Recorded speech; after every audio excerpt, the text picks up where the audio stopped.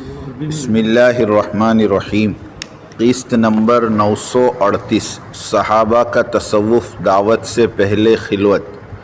دینی برکتیں متعدی ہوتی ہے، خصوصی اور مکمل ہدایت، عجب کی تباہ کاریاں، دعوتی کام اور اس کا اسلوب۔ الحمدللہ وحدہ والصلاة والسلام علی من لا نبی بعد، اما بعد۔ صحابہ کا تصوف اور سلوک۔ صحابہ کرام کا تصوف اور سلوک یہی تھا کہ ہر سالک اپنی ذات سے عمومی طور پر داعی اللہ تھا اور عمومی دعوت و فکر کی محنت سے آراستہ ہو۔ اگر ان میں کا کوئی فرد خلوت اور رہبانیت کی بات کرتا تو ان کے مربی اور مرشد آقائے نامدار حضرت محمد صلی اللہ علیہ وسلم کی طرف سے ارشاد ہوتا، لا رہبانیت فی الاسلام فالرہبانیت فی الاسلام الجہاد فی سبیل اللہ۔ دین اور اسلام میں رہبانیت یعنی خلوت نہیں ہے، البتہ اسلامی رہبانیت اعلی کلمت اللہ کے لیے جد و جہد اور نبر و آزمائی ہے۔ حضرت عائشہ رضی اللہ تعالیٰ عنہ فرماتی ہے کہ نبوت سے پہلے حضرت محمد صلی اللہ علیہ وسلم غار حرا میں خلوت فرمایا کرتے تھے۔ ایک ہفتہ، دو ہفتے، اور حضرت خدیجہ رضی اللہ تعالیٰ عنہ توشہ باندھ کر دیا کرتی تھی۔ جب کھانا ختم ہو جاتا تھا تو آپ صلی اللہ علیہ وسلم پہاڑ سے نیچے تشریف لاتے تھے۔ اس عبادت یعنی خلوت کا نام تحنس تھا، جسے عربی میں تعبد کہا جاتا ہے۔ جب نبوت کا تاج سر پر رکھا گیا اور خاتم الانبیاء بنا دیے گئے تو پھر آپ صلی اللہ علیہ وسلم کو کبھی خلوت کا نہ تو موقع ملا اور نہ ہی کسی صحابی کو اس عمل کا حکم دیا گیا۔ صحابہ کا 100% مجموعہ مردوں اور عورتوں کا دین کی دعوت ہی کو اپنی زندگی کا مقصد بنایا ہوا تھا، یہاں تک کہ دعوتی کام ان کی پہچان بن گیا تھا۔ صحابہ کرام علوم اور عرفان کے آفتاب تھے، مگر پہچانے جاتے تھے بدری اور احدی کے نام سے۔ قومی آن بان شان اور قومی جاہ و جلال کے مالک تھے، مگر ملقب تھے تو مہاجرین اور انصار کے نام سے۔ ان کے اس مخلصانہ دعوتی محنت کی وجہ سے کفر ذلیل و خوار رہتا تھا، اسے کسی محفل میں داد نہیں ملتی تھی۔ چرچا تھا تو فقط محمدیوں کا۔ مدینے کی گلی میں یہودی راہب کو ٹھوکر لگی، سر پکڑ کر بیٹھ گیا اور منہ سے آہ نکلی اور کہا، واہ محمدی، یعنی اے محمدی تو کدھر کھو گیا؟ ساتھیوں نے کہا، چوٹ پیر کو لگی اور تو مسلمان کے نام کی دہائی دے رہا ہے۔ کہنے لگا، اگر اس راستے سے کوئی محمدی گزرا ہوا ہوتا تو یہ پتھر راستے میں نہ پڑا ہوا ہوتا اور مجھے ٹھوکر نہ لگتی، اس لیے کہ ان کے نبی کی تعلیم ہے کہ راستے سے گزرو تو درمیان میں تکلیف دہ چیز ہو تو کنارے کر دو۔ اس گلی کی بدنصیبی یہی ہے کہ صبح سے لے کر اب تک کوئی محمدی ادھر سے نہیں گزرا اور مجھے ٹھوکر لگ گئی۔ اگر وہ گزرا ہوتا تو پتھر درمیان سڑک پر پڑا ہوا نہ ہوتا۔ ہم تو نکالے ہی گئے تھے لوگوں کے نفع رسانی کے لیے۔ دینی برکتیں متعدی ہوا کرتی تھی۔ خیر القرون کے دور میں انفرادی زندگی کا تصور ہی نہیں تھا، یعنی اپنی عبادت، اپنی ریاضت، اپنا مدرسہ، اپنا دین، اپنا اسلام، ان باتوں کا تصور ہی نہیں تھا۔ اس لیے اس دور کا ہر مسلمان خود کو ساری انسانیت کی ہدایت کا ذمہ دار سمجھتا تھا۔ ان کے دین اور دنیا کے سارے کام اجتماعی مشوروں کے تابع تھے، لیکن زوال کے بعد سے ہر چیز انفرادی ہونے لگی۔ ذہن یہ بن گیا، یعنی میری عبادت، میری ریاضت، میری تجارت، میرا مکان، میری زندگی وغیرہ وغیرہ، اور اسی انفرادی ذہنیت کے ہو کر رہ گئے، یعنی اجتماعی جامع اور مکمل ہدایت کو چھوڑ کر انفرادی زندگی کی ادھوری ہدایت تک ہی محدود ہو کر رہ گئے۔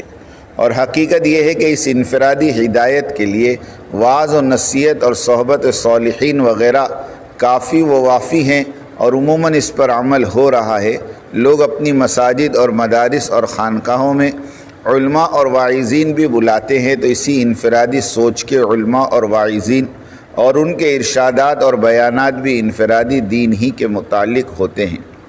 سینکڑوں سالوں سے یہی ہوتا آ رہا ہے۔ 2 گھنٹے کے بیان کی کیسٹ میں صرف اپنے اکابرین اور اپنے مشرب کے بزرگوں کی باتیں ملے گی، حضرات صحابہ کی دعوتی سیرت اور دعوتی قربانیوں کا کوئی تذکرہ نہیں، اور مطالعے کے لیے دینی کتب بھی اسی طرز کی اختیار کی گئی۔ رات میں ذکر و ریاضت کی ضربوں سے تھک کر سو جانے والے آرام کرنے والے بن کر رہ گئے، اور صحابہ والی عالمی سطح کی سوچ اور فکر رکھنے والے علماء اور داعی راتوں کو ذکر و ریاضت کا ایندھن جمع کر کے دن میں اللہ کی مخلوق میں پھیل جاتے تھے، اور جو کچھ نیم شب میں اللہ سے لیا دن کے اجالے میں گشتوں اور ملاقاتوں کے ذریعے بے طلب مسلمانوں کے گھروں پر جا کر انہیں دین اور دعوت دین عطا کرتے تھے۔ راتوں میں اللہ کے نام کی ضربوں سے اپنے دل کی قساوت کو ریزہ ریزہ کرتے تھے، اور دن میں دعوت کی ضربوں سے دنیا میں پھیلے ہوئے کفر کو تار تار کرتے تھے، اپنے مجموعے کو عالمی تقاضوں پر ابھارتے اور اس بات پر ان کی تشکیل کرتے۔ مگر آج اس طرح کے علماء اور مشائخ لائے بھی تو کہاں سے لائے؟ یہی وجہ ہے کہ حضرت جی مولانا محمد سعد صاحب کی داعیانہ باتیں اور ان کا سیرت طیبہ والا دعوتی منہج مروجہ نظام تصوف اور مروجہ تبلیغ پر چلنے والوں کو ہضم نہیں ہو رہا ہے۔ خصوصی اور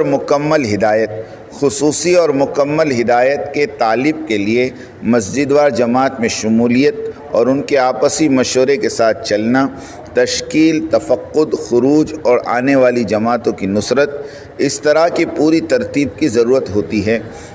کہیں جا کر بندہ دعوتی کام پر کھڑا ہو سکتا ہے، اور یہ مکمل اور محقق ہدایت ہے۔ ہدایت اگر صرف دین پر چلنے کا نام ہے تو پھر اتنی محنت کی ضرورت نہیں ہوتی۔ یہاں ہدایت سے مراد وہ ہدایت ہے جو بندے کو کار نبوت پر کھڑا کر دے، اور انسانیت کے غم اور فکر میں لگ کر کار نبوت یعنی دعوتی کام کرنا اور دوسروں کو بھی اس کام پر لگانا مقصود بن جائے۔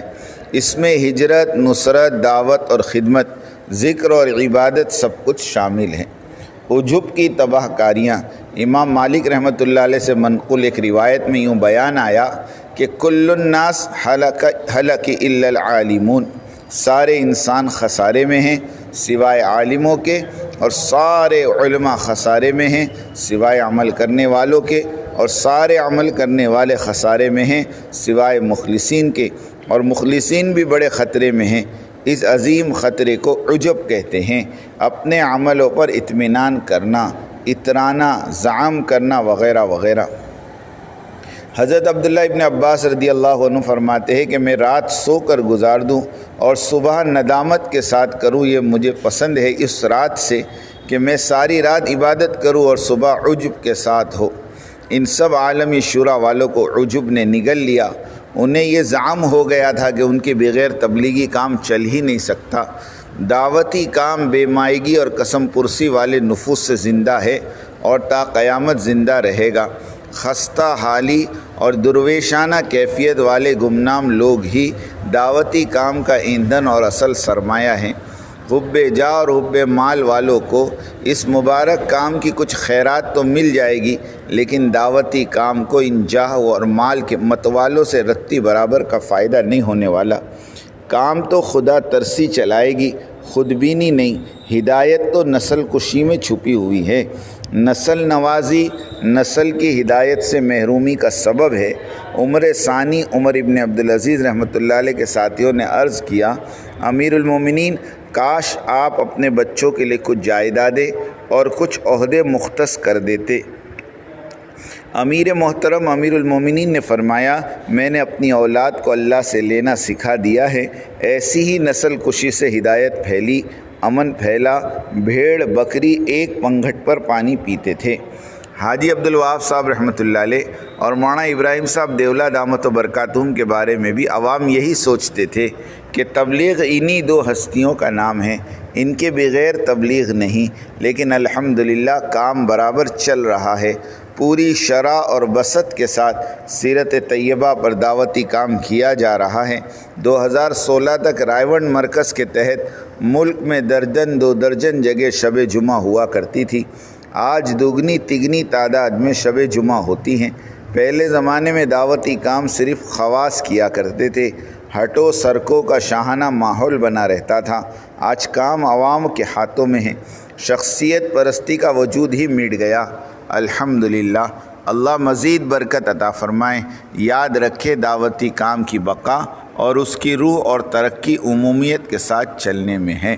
عمومی گشت، عمومی کھانا، عمومی سونا، عمومی سفر، یہی مزاج نبوت اور مزاج صحابہ ہیں اور یہی مزاج دعوت ہے۔ یاد رکھے اپنی جان اور اپنا مال یہ دعوت کے دو پر ہیں۔ یہ دو پر جس قدر صحت مند اور طاقتور ہوں گے داعی کی پرواز جاری رہے گی۔ ان میں سے اگر ایک پر بھی کمزور اور بیمار ہوا تو داعی پرندے کی طرح گول گول پھر کر گر پڑے گا اور اسے کبھی پرواز نصیب نہیں ہوگی۔ سن 1991 میں بندے کو بھی پیشکش کی گئی تھی۔ انگلینڈ مرکز کے بزرگوں نے فرمایا آپ کا اور آپ کی فیملی کا ہم خیال رکھیں گے، آپ یہاں مرکز آ جاؤ۔ یہ ان کی شفقت تھی، مگر ہم نے معذرت کے ساتھ شکریہ ادا کرتے ہوئے عرض کیا بندہ خیراتی تبلیغ کا قائل نہیں ہے۔ مال ہوگا تو بیرون کے سفر کریں گے، مال نہ ہو تو ملک کے اندر کام کریں گے۔ اللہ تعالیٰ کا عظیم فضل اور احسان ہوا، بندے کا یہ فیصلہ بڑا کام آیا اور اس مشکل وقت میں آزادانہ طور پر مرکز اور عمارت کی دفاع میں سینکڑوں قسطیں لکھ ڈالنے کا موقع ملا۔ نہ چاہتے ہوئے بھی فتنہ خبیثہ پاکستانی عالمی شورا اور اس کے حامیوں اور ناصروں کو نامراد اور سرنگو ہونا پڑا۔ اگر ہم آزاد نہ رہتے تو ہمیں قسط لکھنا دشوار ہی نہیں بلکہ محال ہو جاتا۔ اللہ تعالی ہماری تربیت فرمائے اور انسانیت کی عمومی ہدایت کے فیصلے فرمائے۔ آمین آمین آمین۔